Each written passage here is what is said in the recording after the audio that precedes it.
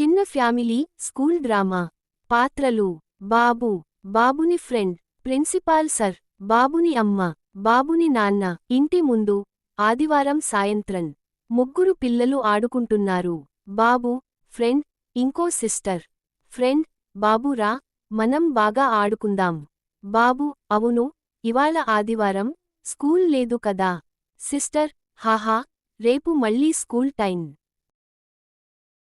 తరువాత రోజు ఉదయం స్కూల్ ముందు ఫ్రెండ్ స్కూల్కి వెళ్తూ, బాబూ, నేను వెళ్ళిపోతున్నా.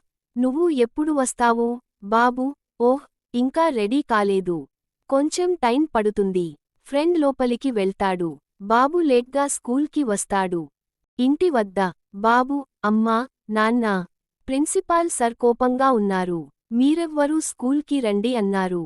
అమ్మ, అయ్యో, సరేరా, ఇప్పుడే వస్తాం. నాన్న, ఆ సార్ ముందు జాగ్రత్తగా మాట్లాడాలి. స్కూల్లో ప్రిన్సిపాల్ గదిలో ప్రిన్సిపాల్ సర్ గంభీరంగా, మీ బాబు ప్రతిరోజూ లేట్ అవుతున్నాడు. ఇది స్కూల్ డిసిప్లిన్కి తగదు. అమ్మా, సార్, మేము కూడా గమనిస్తున్నాం. కానీ మా వెహికల్ కొంచెం లేటుగా వస్తోంది. అందుకే ఆలస్యమవుతోంది.